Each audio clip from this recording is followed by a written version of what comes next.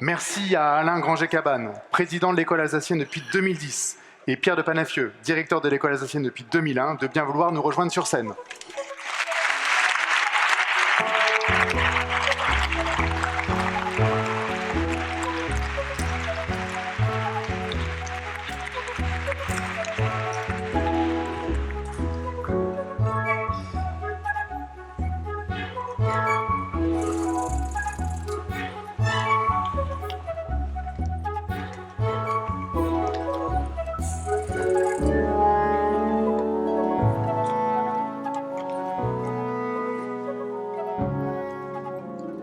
Si l'on m'avait dit que je fêterais mes 150 ans, waouh, comme disent les jeunes.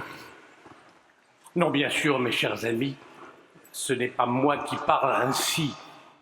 Je suis vieux, il est vrai, mais pas au point d'avoir un siècle et demi. Non, cet étonnement dont je viens de faire état, c'est celui de notre chère et belle maison. L'espace d'un instant, je m'autoriserai donc à la personnaliser, à parler en quelque sorte en son nom et au nom de tous ceux qui la font vivre.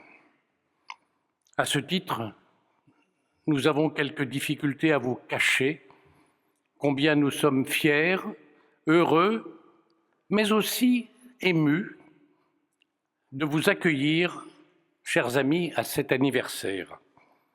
Sans déflorer ce qui va suivre, je peux seulement vous dire combien nous nous réjouissons de vous rappeler nos origines, ça a d'ailleurs commencé d'être fait, d'évoquer quelques-unes des innovations que nous avons apportées, dont nous sommes modestement fiers, et de vous présenter certains de nos projets et même certains de nos rêves. Ce programme est le fruit d'une collaboration étroite entre nos élèves, leurs enseignants, leurs parents, les personnels de notre maison, les anciens élèves de l'école, plusieurs de nos administrateurs, tout cela sous la houlette de la direction de notre établissement que représente Pierre de Panafieux. Tous ont eu à cœur de vous proposer le meilleur d'eux-mêmes pour cet anniversaire et je les remercie donc en votre nom. Que donc la fête commence pour que vive l'école alsacienne.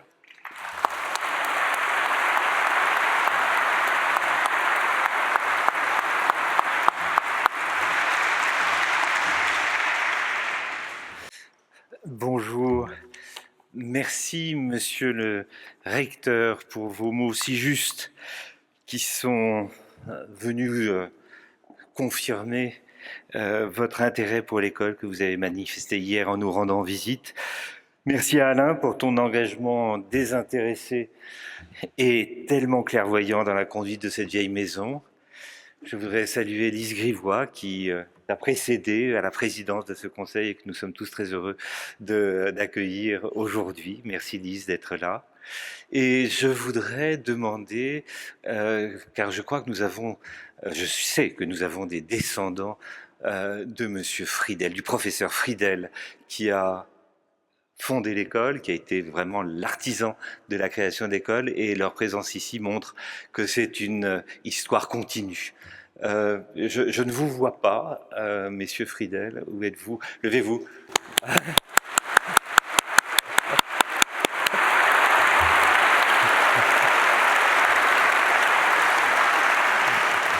Merci, votre présence est importante.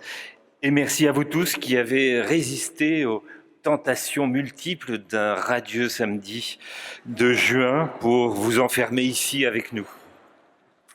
Il y a au moins 2 écueils à éviter quand on fête ses 150 ans. C'est un conseil pour tout le monde. L'autosatisfaction, ce que nous avons fait, personne d'autre ne l'a fait. Et la pétrification. L'école était autrefois ce qu'elle est aujourd'hui et ce qu'elle sera plus tard. Georges Accard, le directeur de l'école entre 1954 et 1986, l'avait bien compris en inventant la devise à laquelle, monsieur le recteur, vous avez fait référence. Notre tradition est dans la quête de l'innovation.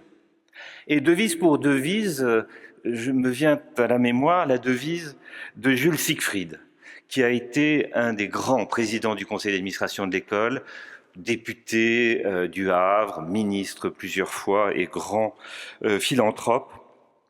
Et il avait pour devise, celle qu'il fera graver sur sa pierre tombale, « Agir, c'est vivre ». Alors nous voulons une fête pour cet anniversaire qui soit à l'image de notre maison et fidèle au programme de son premier instituteur, Frédéric Breuning, intéresser, instruire, faire penser, réfléchir. Une fête qui permet la rencontre et l'échange. Il y aura des témoignages, un débat, des représentations théâtrales et musicales. La création et la coopération iront donc de pair et seront à l'honneur. Une fête qui donne une image fidèle de notre école, avec ses forces, bien sûr, mais aussi ses faiblesses, ses contradictions parfois.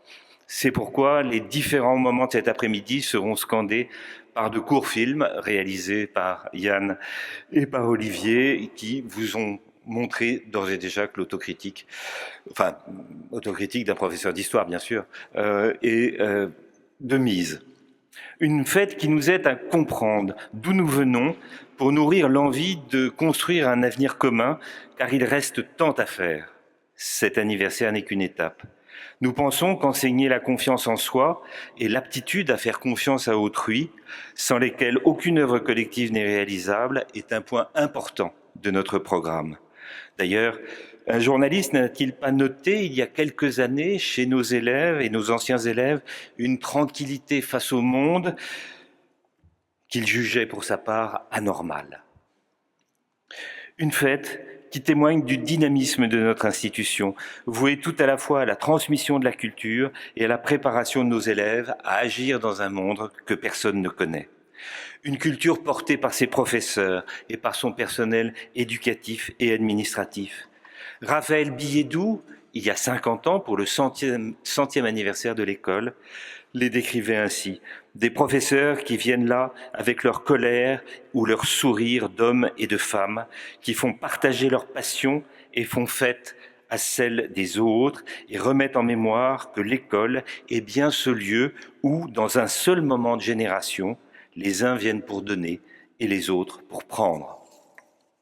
Transmission d'une culture authentiquement humaniste, que Jean-Jacques Carr définissait comme le goût de l'ouverture, le refus de l'intolérance, le respect des richesses nées du dissemblable.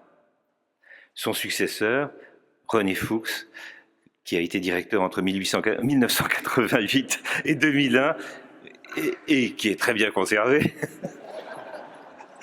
que j'ai eu le plaisir de retrouver ici et qui m'a tant appris quand j'étais 11 ans durant son adjoint, le rejoint quand il évoque le souci d'une formation aussi large que possible, autant littéraire et artistique que scientifique et linguistique, d'une formation qui s'appuie sur le plaisir d'apprendre autant que sur le travail et l'effort.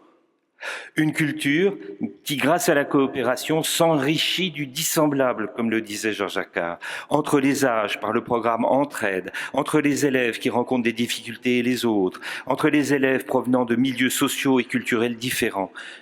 Une culture républicaine qui défend l'égalité des chances de chacun, quelles que soient ses origines, son lieu de naissance, ses convictions religieuses ou son absence de conviction. Et qui œuvre, comme Monsieur le recteur, vous l'avez dit, et Brice, vous l'avez rappelé, qui œuvre pour le système éducatif. Cette manifestation, en ce lieu, 100 ans après le 50e anniversaire de l'école, le rappelle. Une culture, enfin, ouverte sur le monde et profondément européenne, au moment où la guerre réapparaît aux marges orientales de notre continent. Permettez-moi d'évoquer ici la mémoire d'un ancien élève, Christian Pinault, qui était en 3e à l'école en 1918 et qui fut cofondateur du mouvement de résistance Libération Nord en 1940 et le premier représentant de la résistance intérieure à rencontrer le général de Gaulle à Londres en 1942.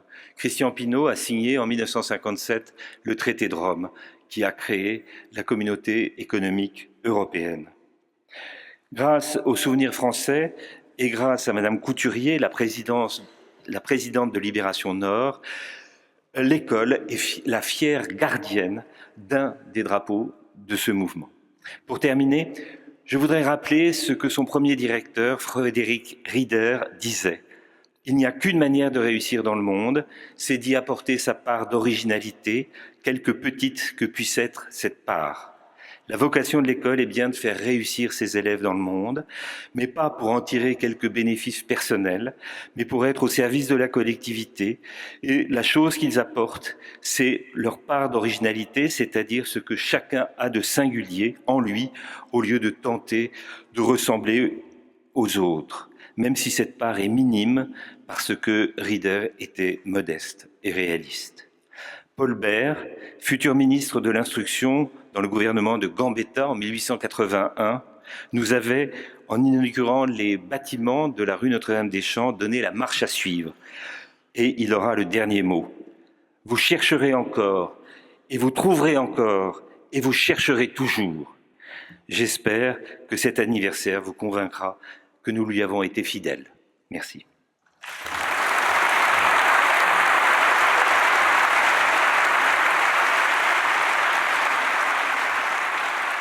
Merci.